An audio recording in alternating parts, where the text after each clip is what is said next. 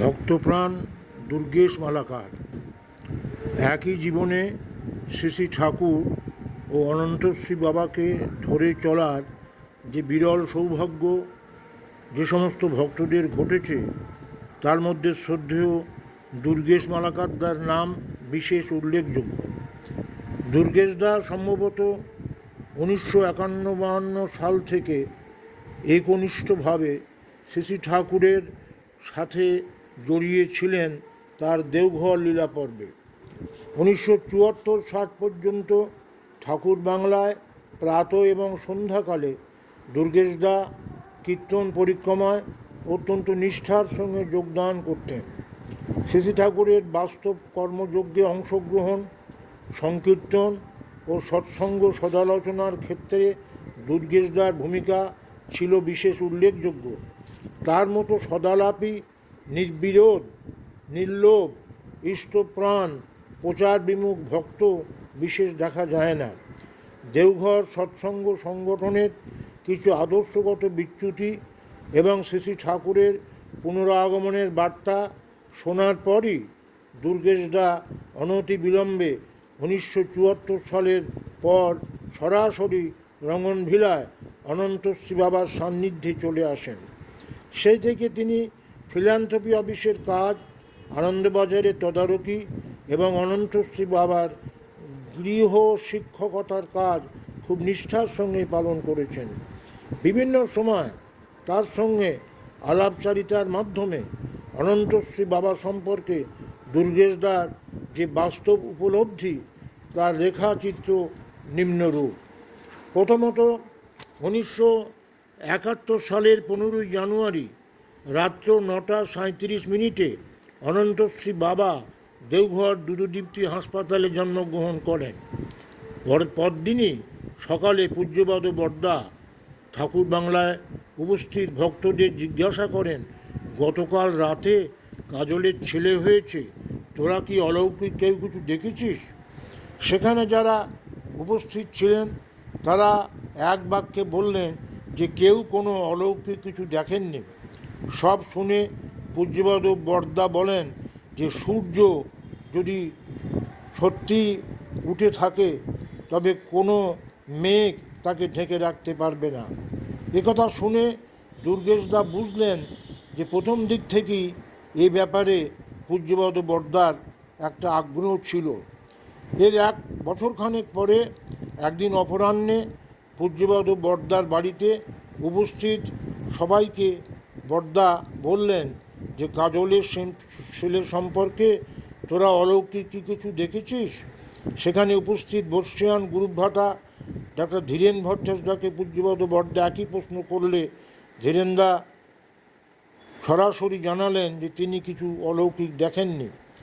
এরপর পূজ্যপাদ বড়দা দুর্গেশদাকে বললেন, তুই কি বলিস দুর্গেশ? উত্তরে দুর্গেশদা বলেন যে ঠাকুর সত্যি আসলে কেউ তাকে অস্বীকার করতে পারবে না, আর সত্যি যদি না আসেন তাহলে জোর করে ঠাকুর বানানোও যাবে না। উত্তরে বড়দা বললেন, ওই ছেলের হার্টে ডিফেক্ট আছে, খুঁটো দেহ নিয়ে ঠাকুর কখনোই আসতে পারেন না।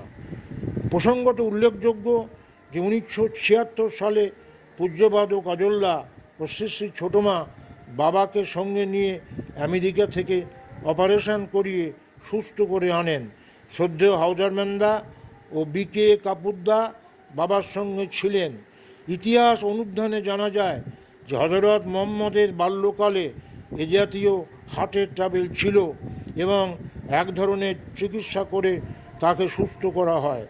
প্রখ্যাত নবী জীবনের লেখক গোলাম মোস্তফা বিশ্ব নবীতে এ জাতীয় ঘটনার কথা উল্লেখ করেছেন। শ্রী শ্রী রামকৃষ্ণ দেবের গলায় ক্যান্সার নিয়ে তিনি তিরোধান করেন। পরবর্তীতে শ্রী শ্রী ঠাকুরও ফেরেঞ্জাইটিস তথা গলদেহের কষ্ট নিয়ে ভুগতেন।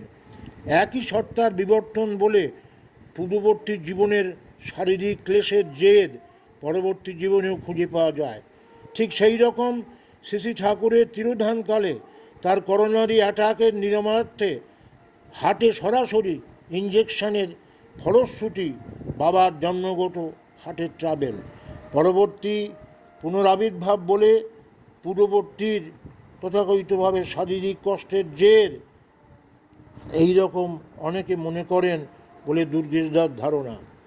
দ্বিতীয়ত, দুর্গেশদা প্রধানত গল্প গুজব করেই বাবাকে পড়াতেন, কারণ বাবা গল্প গুজব শুনতে খুবই ভালোবাসতেন এবং গল্প ও পড়াশুনো একই সাথে দুর্গেশদা বাবাকে পড়ানোর কৌশল হিসেবে গ্রহণ করেন।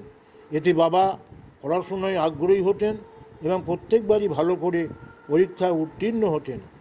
একদিন দুর্গেশদা বাবার সামনে বুদ্ধদেবের গল্প করছেন। বুদ্ধদেব 4 দিনে 4টি দৃশ্য দেখার পরে বুদ্ধদেবের অন্তর্দেবতা যেন বলে উঠছে, সিদ্ধার্থ, একই পরিণতি কিন্তু তোমারও হবে। এই যে রোগজীর্ণ দেহ, বার্ধক্য, জরা, মৃত্যু, তথাকথিতভাবে সব থেকে মুক্তি পেতে গেলে ওই সন্ন্যাসের আদর্শই কিন্তু তোমাকে গ্রহণ করতে হবে। যখন অনন্তশ্রী বাবা দুর্গেশদার কাছ থেকে এই কথা শুনলেন, তখন বাবা বললেন যে আমারও ভিতরে কে যেন এরকম কথা বলে। দুর্গেশদা বললেন, কে বলে, কি বলে? বাবা বললেন, বোধহয় দাদু বলে। কি বলে? দাদু বলেন, বাপন সোনা বললেন এইভাবে দুর্গেশদাকে যে তোর বাবা জেঠু এদের গণ্ডগোল মিটিয়ে দিয়ে আমার কাজটা তাড়াতাড়ি সমাধা করে তুই চলে আয়। এই কথা শুনে সর্বপ্রথম অনন্তশ্রী বাবা সম্বন্ধে দুর্গেশদার টনক নড়ে। তৃতীয়ত, আমরা দেখছি যে দুর্গেশদাকে একদা বৌদি চিড়ে এবং মুরগি খাবার জন্য দিয়েছেন টেবিলে। বাবার সঙ্গে সঙ্গে সেই চিড়ে মুড়ি কিছুটা নিয়ে নিজের মুখে পুরে দিলেন। দুর্গেশদা বললেন, ও তো তোমার খাবার না, তুমি তো রান্নাঘরে গিয়ে খাবে, ও তো আমার খাবার, তুমি আমার খাবার কেন খাচ্ছ? সঙ্গে সঙ্গে বাবা কয়েকটি চিড়ে মুড়ি দুর্গেশদার মুখের মধ্যে দিলেন। দুর্গেশদা বললেন, তুমি এ কী করলে, আমার জাত মারলে? অনন্তশ্রীবা বললেন, কেন কেন? তখন দুর্গেশদা বললেন, শ্রী ঠাকুরের বলা আছে, ব্যাধিমুক্ত গুরু ছাড়া কারো এঁটো খেতে নেই, এতেই কিন্তু লেগেই থাকে জীবনভর রোগবালাই।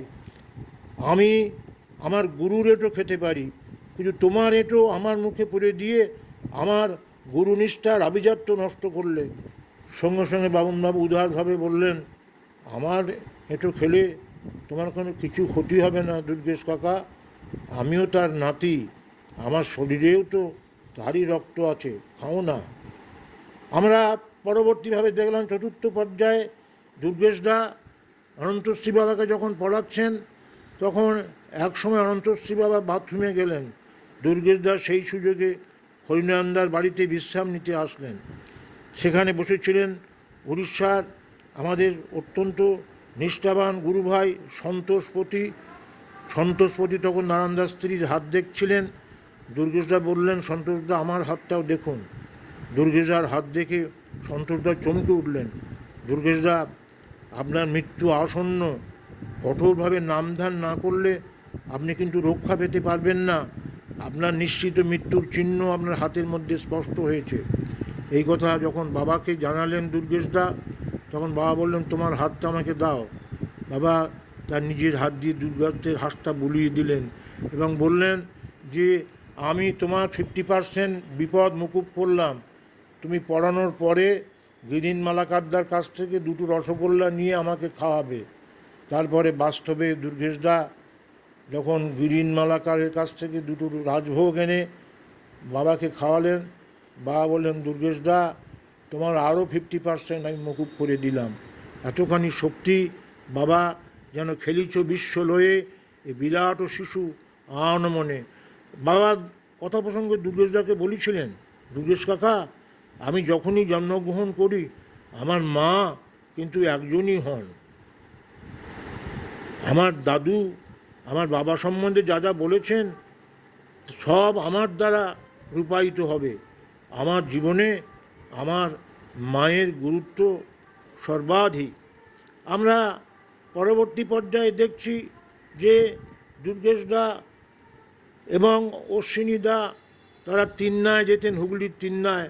একটি মা, অনিল বিশ্বাসদার স্ত্রী রমলা মা, তিনি পূজ্যপাদ কাজলদাকে দেখিয়েছিলেন সন্তান হওয়ার জন্যে। পূজ্যপাদ কাজলদা বলেন যে তোমার স্বামীর ত্রুটি আছে। তখন রমলা মা বাবাকে গিয়ে ধরেন। বাবা বললেন যে তুমি প্রতি মাসে আমাকে 2 কিলো করে চাল দিতে পারো? তখন বললেন অশ্বিনীদা যে বাবা চাল তো দেওয়া যাবে, কিন্তু প্রতি মাসে তোমাকে কে পৌঁছে দেবে? তখন বাবা বললেন প্রতি মাসে পৌঁছানোর দরকার নেই, চাল জমিয়ে মাঝে মাঝে দুর্গেশদাকে দিও, দুর্গেশদা আমার কাছে পৌঁছে দেবে। কিছুদিন যাওয়ার পরে দুর্গেশদা বলছেন এত মাস ধরে চাল দিচ্ছি, কই তো রমলা মার তো কোনো ছেলে হলো না।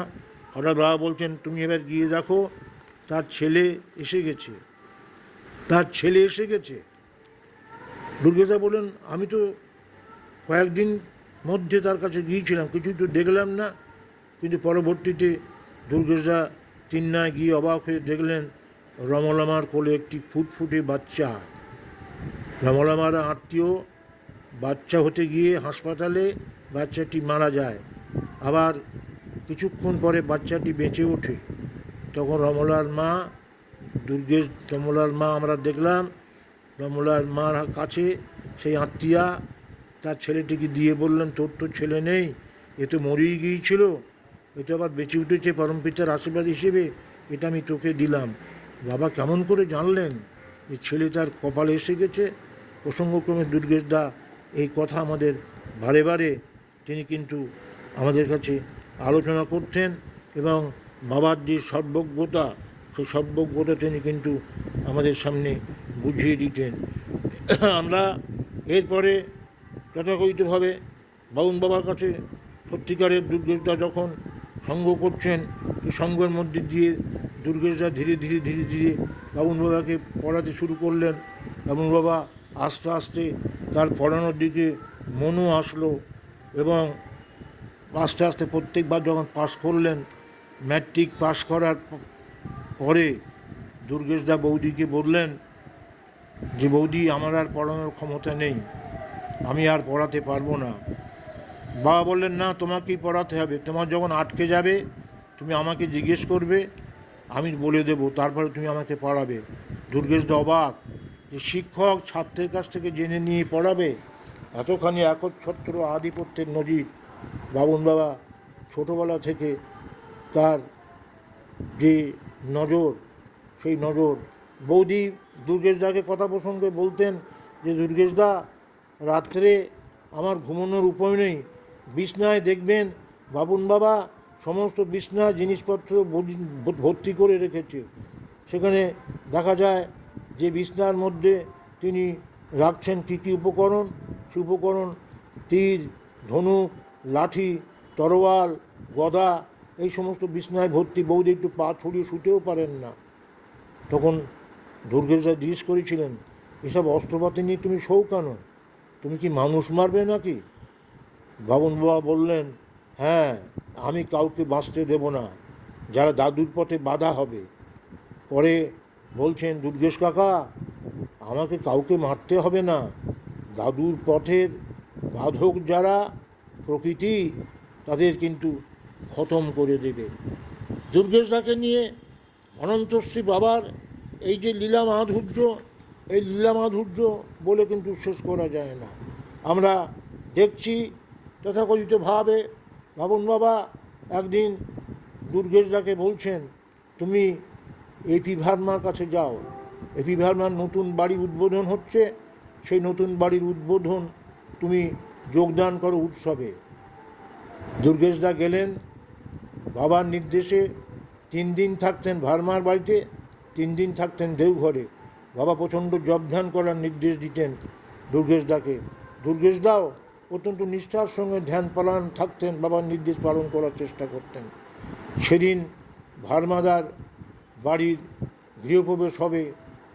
ভার্মাদা প্রতিকূল পরিস্থিতিতে বাড়ি করেছেন, ওখানকার এলাকা সকলে চাইছিলেন না ভার্মাদা ওখানে বাস করুক। যাই হোক, ভার্মাদা অত্যন্ত সংকোচ মন নিয়ে গৃহপ্রবেশ করছেন। এমন সময় দেখা গেল একজন বিকট চেহারার লোক ভিখিরি বেশে ভার্মাদার সাথে কথা বলছেন। বলছে না আমি ক্ষুধার্ত। ভার্মাদা বলছেন বাড়িতে ভিখিরিদের সবাইকে খেতে দেওয়া হবে, আপনি একটু পাশের ঘরে গিয়ে অপেক্ষা করুন, সবাই আত্মীয় স্বজন খাওয়া দাওয়ার পরে আপনাদের ডেকে আমরা ভিখারি ভোজন করাবো। ভার্মাদা আত্মীয় স্বজনদের ভোজন করাচ্ছেন। তারপরে মনে পড়ল, যখন রাত 9টা 10টা হয়েছে, ভার্মাদার মনে পড়ল সেই ভিখিরিকে তো দেওয়া হয়নি। ঘরে গিয়ে দেখেন সেই ভিখিরি নেই। তখন ভার্মাদা বললেন ভিখিরি একটা কাগজ আমাকে দিয়েছিল। কাগজটা খুলে দেখা গেল হিন্দি, ইংরেজি এবং বাংলায় 3টি কথা লেখা, मैं भूखा हूँ, আই অ্যাম হাংরি, আমি ক্ষুধার্ত। ভার্মাদা লেখাটা বুঝতে পারলেন না লেখার অর্থ কী। উনি খেতে চেয়েছিলেন ঠিক কথা, কিন্তু 3টি ভাষায় লেখা। এর মধ্যে বোম্বে থেকে ফোন আসলো। বোম্বেতে গেলেন ভার্মাদা বিপিন ঢোলাকিয়ার বাড়িতে। বিপিন ঢোলাকিয়াকে লেখাটি দেখালেন। লেখাটি দেখে বিপিন ঢোলাকিয়া চমকে উঠেছেন। এই যে 1 সপ্তাহ আগে বাবার চিঠি এসছে, এই তো বাবার হাতের লেখা, আই অ্যাম থার্স্টি, আমি ক্ষুধার্ত, এ তো বাবারই লেখা, मैं भूखा हूँ, এ তো বাবারই লেখা। দুর্গেশদা অবাক হয়ে সেই যে দৃশ্যের আনন্দ, সেই দৃশ্যের আনন্দ কিন্তু উপলব্ধি করলেন। সুতরাং দুর্গেশদার জীবন পরিক্রমার মধ্যে দিয়ে আমরা দেখেছি যে বাবা কীভাবে ধরা দিয়েছেন তার সেই সত্তা। কারণ তিনি ধরা না দিলে তার নিজস্ব সত্তায় তাকে আমরা অনুভব করতে পারতাম না। আমার মনে আছে, পরিশেষে যে কথা আপনাদের সামনে উল্লেখ করব, তথাকথিতভাবে দুর্গেশদা একদিন আনন্দবাজারে প্রসাদ গ্রহণ করছেন। বাবা বারান্দার ওপর দিয়ে হেঁটে যাচ্ছেন। হঠাৎ বাবা দুর্গেশদাকে বললেন, দুর্গেশ কাকা, তুমি ঠিকমতো ভার্মাদার বাড়িতে যাচ্ছ তো? ভার্মাদার বাড়িতে ঠিকমতো জবধান হচ্ছে তো?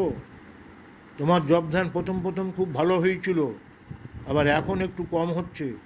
আমি তোমাকে মিনতি করে বলছি দুর্গেশ কাকা, তুমি নাম ধ্যান করো। এই বলে বাবা যেতে উন্মুখ হচ্ছেন। যাবার আগে হঠাৎ দুর্গেশদার দিকে মুখ ফিরে তিনি বলছেন, আমার রেফারেন্সটা জানো তো? আমি ঠিক সেই না, একটু কাছাকাছি, অন্য কিছু। দাদু বলেছিলেন যদিও আমাকে ভগবানের মধ্যে প্রবেশ করে তার কথাগুলো জেনে নিয়ে ভক্তভাবে থাকতে হচ্ছে। সুপ্রিম সোল এর আগে পৃথিবীতে আসেননি। 1936 সালে একবার আসার করেও আসেননি। 1970-এ ওয়ার্ল্ডের কাছাকাছি এসে গেলেন। 1971-এ পৃথিবীতে আসলেন। দাদু আমার বাবার সম্পর্কে যা বলেছিলেন, পুরন পুরুষ, কাজল রাজা, ভর দুনিয়া করবে তাজা ইত্যাদি কথাগুলি, ওসব আমার বাবার ভিতরে স্পিরিট সম্পর্কে বলেছিলেন। সেই সমস্ত আমার জীবনে মূর্ত হবে, দেখবে।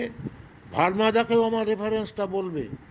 তোমরা ভালোভাবে চললে আমি অনেক দিন বাঁচব আর তোমাদের জীবন সার্থক হবে। এখন যে সৎসঙ্গ দেখছো, ও তো সৎসঙ্গ নয়, ও তো বিকৃত। প্লিজ যেভাবে বলছি সেভাবে চলো দুর্গেশ কাকা। সৎসঙ্গ ইতিহাসে বাবার উল্লিখিত এই একটি গুরুত্বপূর্ণ দলিল আপনাদের কাছে উত্থাপন করলাম। গোটা সৎসঙ্গ বড়জোর এই পর্যন্ত খবর রাখে যে বাবা ঠাকুরের দ্বিতীয় আবির্ভাব। আমরাও প্রথম সেই ধারণা আমরা কিন্তু এগিয়ে চলেছি। বাবা সে ধারণা একেবারে পরিবর্তন করে দিলেন। অর্থাৎ তিনি এখন নিজের স্বরূপ প্রকাশ করতে কৌশল অবলম্বন করলেন। যদি বাবা নিজেই তার স্বরূপ প্রকাশ না করাতেন তাহলে কারো সাধ্য নেই তা জানার। ঠাকুরের সব কিছু তার জানা, ঠাকুরের কোনো গোপন কথা তার অজানা নেই। আর ঠাকুরের নিজের পুনরাগমনের ইচ্ছা প্রকাশ, এসব ভিত্তি করে আমরা সবাই বাবাকে ঠাকুর ধরে নিয়েছি, স্বীকার করে নিয়েছি তিনি সেই নামেরই মালিক, সেই নামেরই দেহভূত রূপ। এর বেশি আমাদের কেন বিশ্বের কারো জানার উপায় ছিল না।